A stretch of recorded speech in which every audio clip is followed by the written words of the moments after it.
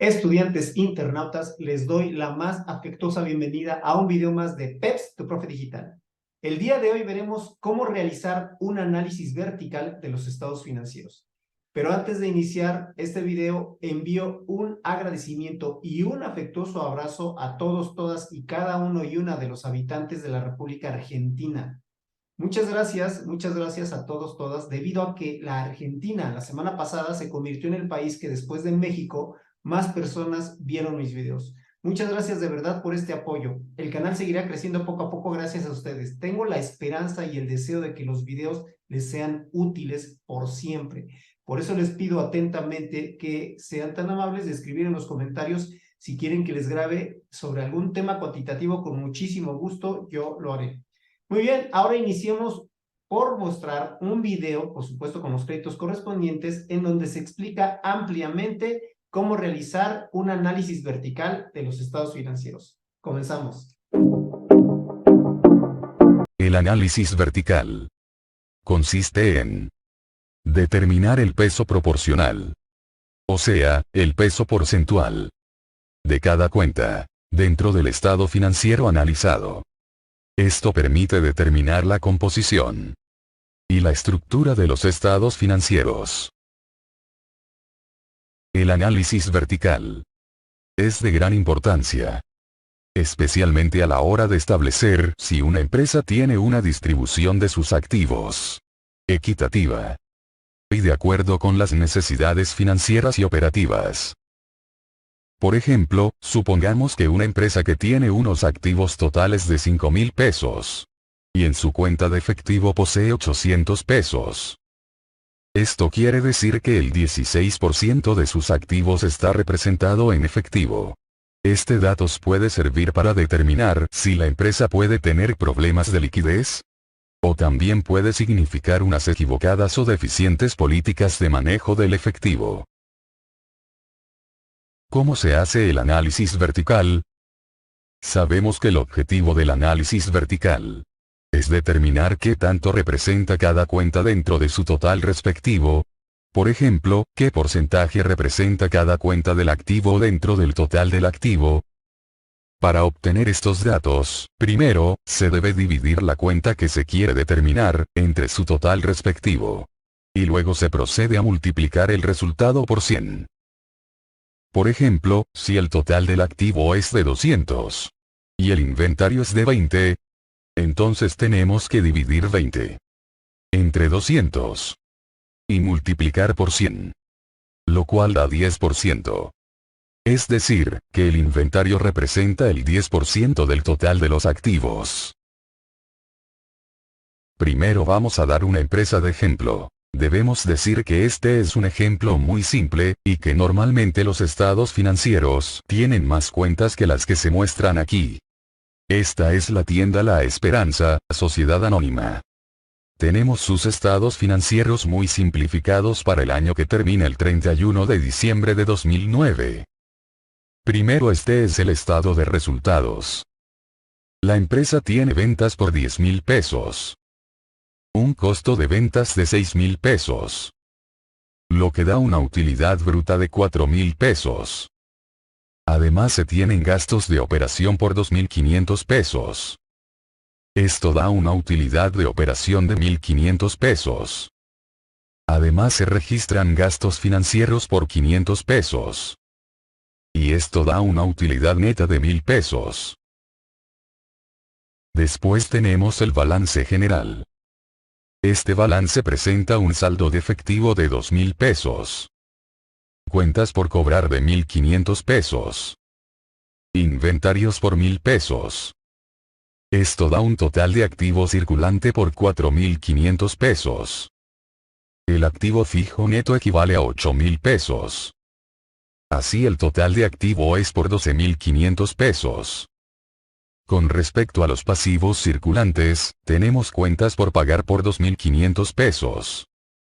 Por ser este un ejemplo simplificado, se supondrá que solo tiene este pasivo circulante. Luego pasivo a largo plazo por 7.500 pesos. Lo que da un total de pasivos por 10.000 pesos. El patrimonio es por 2.500 pesos. por lo que el total de pasivos y patrimonio es de 12.500 pesos. Para efectos de este ejemplo, iniciaremos con el balance general. Entonces empezaremos a calcular en una columna a la derecha los diferentes porcentajes que representa cada cuenta con relación a su total. Empezamos con el efectivo. Vemos que el saldo de efectivo es de 2.000 pesos, entonces dividimos 2.000 entre el total de activo, que es de 12.500 pesos. Luego se multiplica por 100. Y se obtiene un 16%. Es decir, el efectivo que posee la empresa a esa fecha representa un 16% de los activos totales que la empresa posee. Luego hacemos lo mismo con el saldo de cuentas por cobrar. Dividimos 1.500 entre 12.500. Y multiplicamos por 100. Queda 12%. Continuamos con los inventarios. Dividimos 1.000 entre 12.500. Y multiplicamos por 100. Queda 8%. También hacemos lo mismo con el total de activo circulante. Dividimos 4.500 entre 12.500. Y multiplicamos por 100. Queda 36%. Del mismo modo con el activo fijo neto. Se divide 8.000 entre 12.500. Y se multiplica por 100. Y se obtiene 64%. Y el total de activo que representa el 100%. Continuamos ahora con los pasivos. Algunos autores, al momento de analizar el pasivo, lo suman con el patrimonio.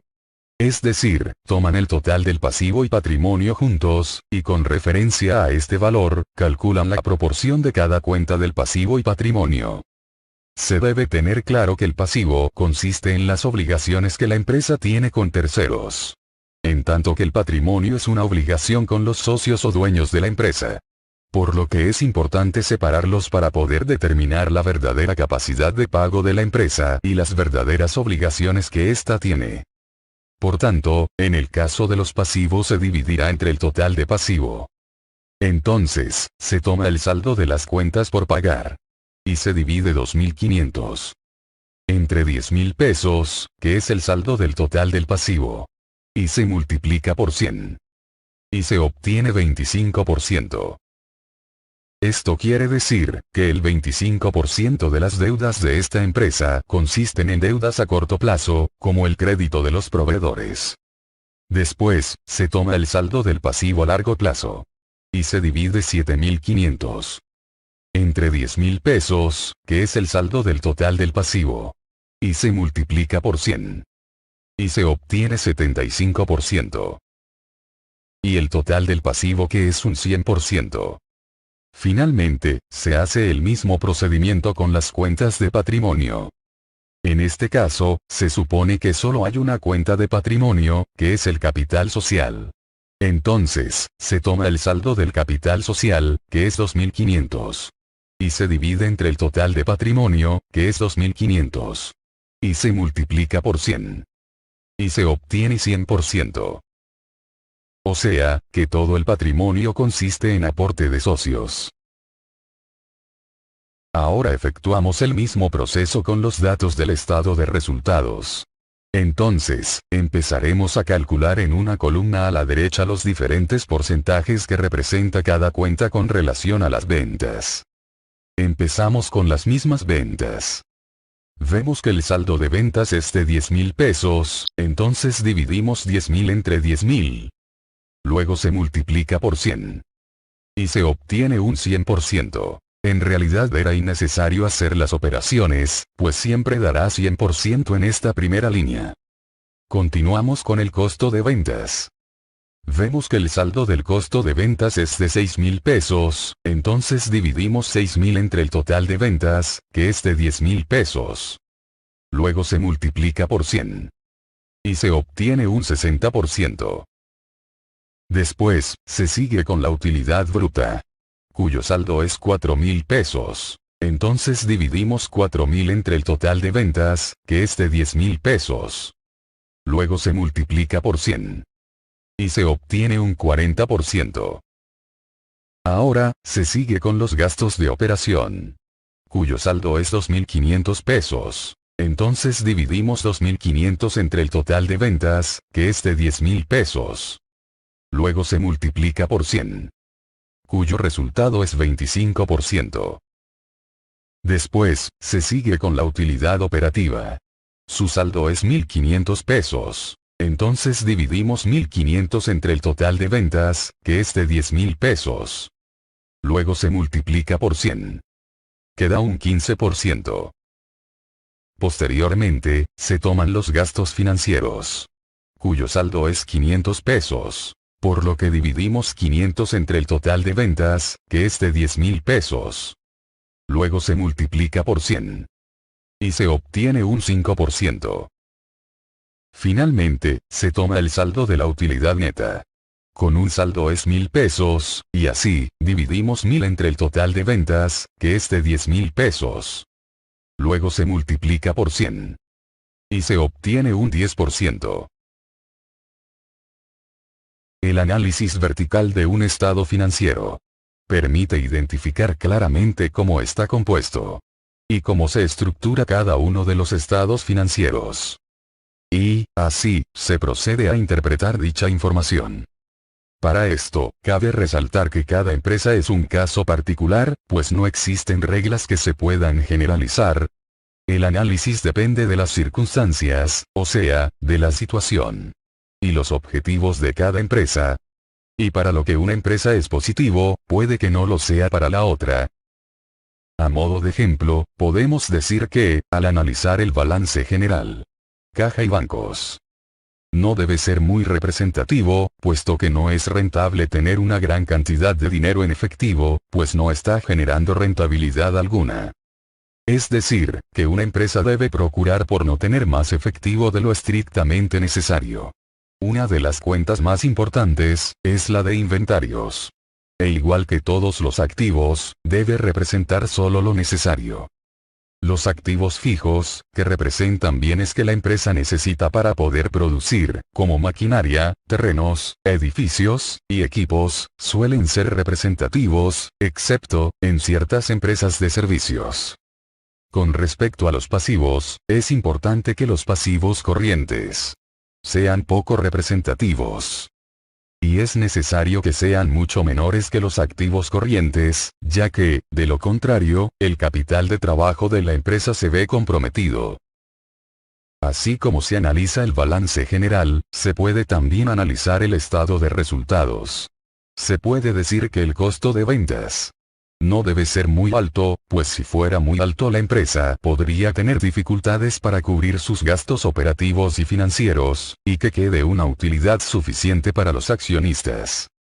Del mismo modo, el porcentaje que represente la utilidad operativa debe ser relativamente alto. Y la utilidad neta también debe ser alta. Aunque, como ya se ha mencionado en lecciones anteriores, la utilidad no tiene necesariamente que ser demasiado alta, pues en algunos casos podría no ser conveniente. Por ejemplo, en el caso de una empresa que ha rebajado mucho los costos, pero sacrificando la calidad, por lo que una utilidad muy alta no sería sostenible a largo plazo.